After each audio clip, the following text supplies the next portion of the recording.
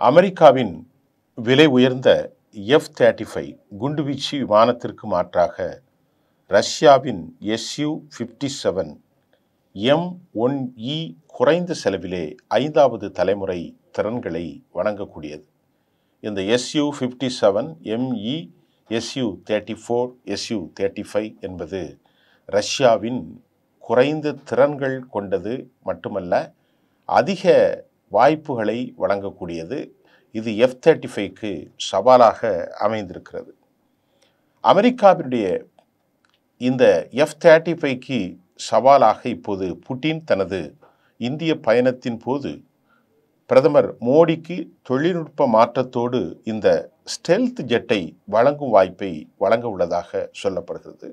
இந்த ஸ்டீல்த் என்று சொன்னால், அதாவது இதற்கு திருட்டு என்ற வார்த்தை ஏன் பயன்படுத்துகிறோம் என்று சொன்னால், Su-F-35 போன்று 57 MIE, F-35 இரண்டும் அமெரிக்காவின் இந்த F-35யும் இவைகள் ஸ்டெல்த் என்று சொன்னால் அது ரெடார் கருவிகளிலே மறைந்து உள்ளே சென்று எதிரிகளுடைய இலக்கை துல்லியமாக தாக்கக்கூடியது என்பதுதான் இதற்கு அர்த்தம்.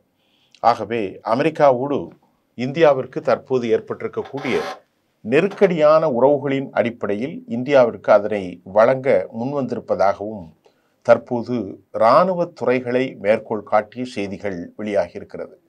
அமெரிக்கா F-35 லைட்னிங் 2ஐ உலகின் மிக முக்கிய முன்னேறிய போர் விமானங்கள் என்று விளம்பரப்படுத்தி வந்தாலும் அதன் அதிக விலை, கடுமையான ஏற்றுமதி கொள்கைகளும் பல நாடுகளுக்கு இதுவரை சவாலாக உள்ளது. இந்த நேரத்தில் ரஷ்யாவின் Su-57 M1E, அதாவது Su-57இன் ஏற்றுமதி பாதிப்பு உலக பாதுகாப்பு சந்தையில் கவனம் ஈர்க்க ஆரம்பித்துள்ளது. ரஷ்ய அதிபர் விளாடிமிர் புட்டின் தனது இந்திய பயணத்தின் போது பிரதமர் நரேந்திர மோடிக்கு Su-57ஐ தொழில்நுட்ப மாற்றத்தோடு, அதாவது டெக்னாலஜி டிரான்ஸ்ஃபர் வழங்கும் வாய்ப்பு இருப்பதாகவும், இது நடந்தால் இந்திய விமானப்படைக்கு விலை உயர்ந்த F-35க்கு மாற்றாக குறைந்த செலவில் 5வது தலைமுறை 5th ஜெனரேஷன் வார்களை, அதாவது ஏர்ஸ்ட்ரைக் குண்டுவீச்சு விமானங்கள் இந்தியாவிற்கு கிடைக்கும் என்றும் சொல்லப்படுகின்றது. Su-57 MIயினுடைய சிறப்பு அம்சங்கள் இவற்றில் பலவாறாக உள்ளது. Su-57 வெறும் போர் விமானம் மட்டுமல்ல, அது ஒரு மல்டி ரோல் ஸ்டெல்த் ஜெட், அதாவது மேக் 2 2450 கிலோமீட்டர் வேகத்தில் இந்த ஸ்டெல்த் ஜெட் மேக் 2 செல்லும் என்றும், அதாவது ஒரு மணிக்கு 2400, அதாவது ஒரே நேரத்தில் அவைகள் பயணிக்கும்.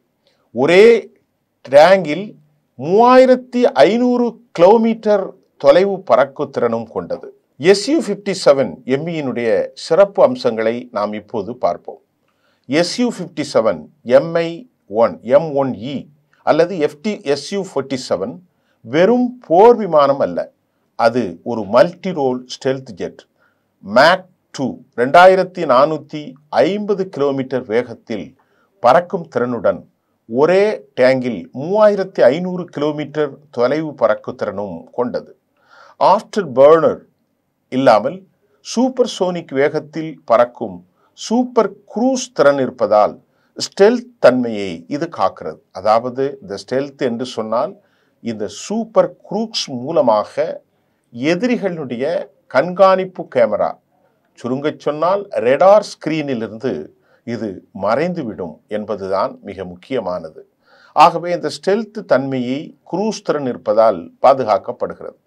இதில் NO-36 பைலகா AESA ரேடார் மற்றும் L-பேண்ட் ரேடார்கள் பொருத்தப்பட்டுள்ளது. இதனால் எதிரியின் ஸ்டெல்த் விமானங்களையும் கண்டறிய முடியும். ட்ரஸ்ட் விக்டோரிங் என்ஜினின் உதவியால் அதிக சுழல் திறன் பெறுவதுடன் வான்வெளி போரில் முன்னிலை கிடைக்கிறது.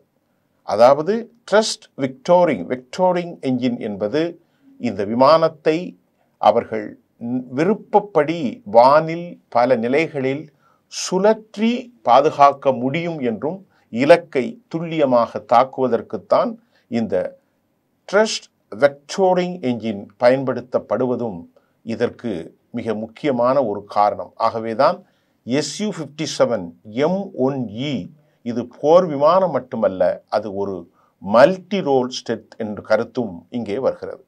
அதனை தொடர்ந்து வான்வெளி போரில் இந்த முன்னிலை கிடைக்கக்கூடிய இந்த Su-57 12 ஹார்ட் பாயிண்ட்ஸ் 6 இன்டர்னல் ஆகியவையும் உள்ளன. இதனால் குண்டுகள் மற்றும் ஏவுகணைகள் மறைத்து எடுத்து செல்ல முடியும். மோனிசன்ஸ் கடூரமான வானிலிருந்து வீசக்கூடிய இலக்கு நோக்கி வீசும் அந்த குண்டுகளும் மிசைல்ஸ் மறைத்து எடுத்து செல்ல முடியும்.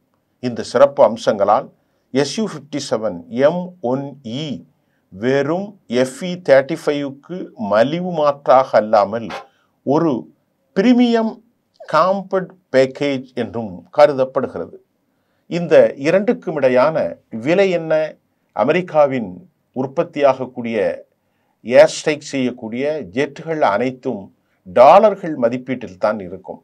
ஆனால் ரஷ்யாவினுடைய இந்த 57 Su இதன் விலையை நாம் ஒப்பிட்டு பார்ப்போம். Su-57M1E இன் யூனிட் விலை 35 40 மில்லியன் அமெரிக்க டாலர்களாகத்தான் இருக்கிறது. இந்திய மதிப்பிற்கு இது 325 கோடி ரூபாய் மட்டுமே. ஆனால் அமெரிக்காவினுடைய F-35 விலை இது 2 மடங்காக 70 மில்லியன் டாலர். $300 இவைகள் 700 கோடியாக இருக்கும். Su-57 ரஷ்யாவினுடைய இந்த குண்டுவீச்சு ஸ்ட்ரைக் அது 325 கோடி ரூபாயாகவும் அமெரிக்காவுடைய F-35 700 கோடியாகவும் உள்ளது. அதாவது S-35 விலை F-35 பாதி விலை மட்டுமே. முக்கியமாக ரஷ்யா இந்தியாவுக்கு சோர்ஸ் கோட் மற்றும் டெக்னாலஜி டிரான்ஸ்ஃபர் வழங்க தயாராக இருப்பது வருங்காலத்தில் இந்தியா தனது தொழில்நுட்பத்தில் வேறு வடிவங்களை மாற்றும் என்றும் இந்த வாய்ப்பை வழங்குவதற்கு ரஷ்யா தயாராக இருக்கிறது. இதனால் இந்தியா தனது தேவைகளுக்கேற்ப இந்த ஜெட்டை மாற்றி செய்யும் வாய்ப்பும் வருங்காலத்தில் கிடைக்கும். இதிலே பல தொழில்நுட்பங்களையும் அவர்கள் பயன்படுத்த முடியும். ஆனால் அமெரிக்கா தனது போர் விமானங்களுக்கான இது போன்ற சலுகைகளை பொதுவாக வழங்குவதில்லை. ஒரு போர் விமானங்களை பெற்றுவிட்டால் அமெரிக்கா சொல்வதை மட்டும்தான் செயல்படுத்த வேண்டும். இது அந்த அக்ரிமெண்ட்ல இருக்கு. ஆனால் இதில் F-35 இந்தியா பெற்று அவர்கள் இஷ்டத்திற்கு அதை மாற்றக்கூட முடியாது. அப்படித்தான் அந்த அக்ரிமெண்ட் சொல்லும். ஆனால் இது அப்படி அல்ல என்பதும் இந்தியாவுக்கு மலிவான தாராளமான தொழில்நுட்பங்கள் கிடைக்கும் வாய்ப்புகளும் உள்ளது. அதே சமயம் தற்போது Su-30 Mk1 இந்திய விமானப்படையின் முதுகெலும்பாக இருந்து வருகிறது. ரஃபேல் விமானங்கள் பிரான்சிலிருந்து வாங்கப்பட்டுள்ளது. ஆனால் அவை குறைந்த எண்ணிக்கையிலே உள்ளன. தேஜஸ் Mk2 இன்னும் மேம்பாட்டு நிலையில் உள்ளது. இந்தியாவின் சொந்த 5வது தலைமுறை ஸ்டெல்த் திட்டமான AMCA என்கிற கூடிய அட்வான்ஸ்டு மீடியம் காம்பேக்ட் ஏர்கிராஃப்ட் 2035க்கு பிறகே பறக்க வாய்ப்பு இருக்கிறது. இன்னும் 10 ஆண்டுகள் இந்தியா சொந்தமாக தனது வான் படைகளில் இந்தியாவின் சொந்த தயாரிப்பு, அதனுடைய பெயரை நாம் இப்பொழுது சொல்லியிருக்கிறோம், அட்வான்ஸ்டு மீடியம் காம்பேக்ட் ஏர்கிராஃப்ட் 2035க்கு பிறகுதான் பறக்க வாய்ப்புள்ளது. இந்த நிலையில் Su-57M1E ஒரு இடைப்பட்ட விருப்பமாக இந்தியாவிற்கு வருகிறது. 2035க்கு முன் இந்திய விமானப்படைக்கு 5வது தலைமுறை திறனை வழங்கும் வாய்ப்பை இந்த பர்ச்சேஸின் மூலமாக இந்தியா பெறுகிறது. ஆனால் இதனுடன் சவால்களும் உள்ளன. Su-57M1 வாங்கினால் இந்தியாவுக்கு உடனடியாக 5வது தலைமுறை விமானம் கிடைக்கும். அது உண்மைதான். அதே சமயம் ரஷ்யாவை அதிகமாக சார்ந்துவிடும் அபாயமும் உள்ளது. அமெரிக்கா உள்ளிட்ட மேற்கத்திய நாடுகளுடனான உறவுகளில் இது பெரும் பாதிப்பை ஏற்படுத்தும் என்பது மட்டுமல்ல, இந்தியாவை அமெரிக்காவோடு சேர்ந்து இந்திய நட்பு நாடுகளான யூரோப்பிய யூனியன் அவர்களின் பார்வையும் உணர்வுகளும் வேறு விதமாக இருக்கும். ஏனென்று சொன்னால் நீண்ட கால நிரந்தர பகைவனாக இந்தியாவை தாண்டி ரஷ்யாவும் சீனாவும் வடகொரியாவும் கம்யூனிச தேசங்கள் அவர்களால் கற்பனை கூட செய்து பார்க்க முடியாது.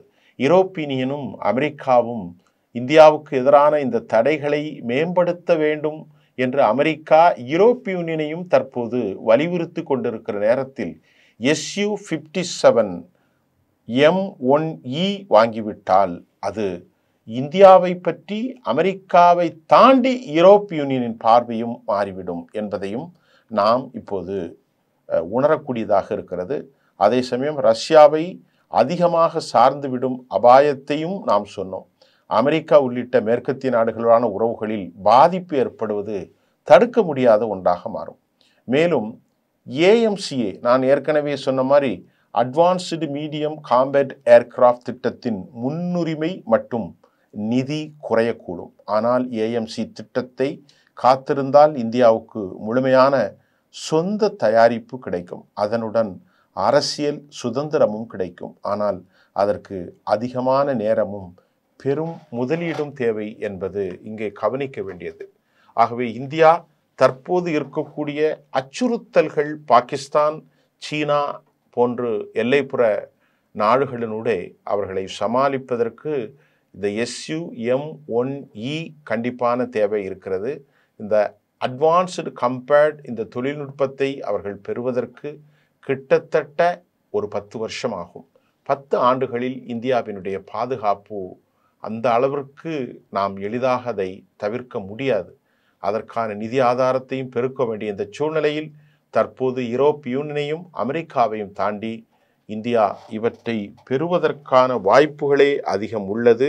ஆகவே Su-57 M1E F-35க்கு மாற்றாக புட்டின் மோடி சந்திப்பில் இந்தியாவிற்கு கிடைக்கக்கூடிய வாய்ப்புகள் அதிகரித்து வருவதை இந்த இராணுவத்தினுடைய செயல்பாட்டு செய்திகளின் மூலம் நாம் அறிந்து கொள்ளலாம். நன்றி.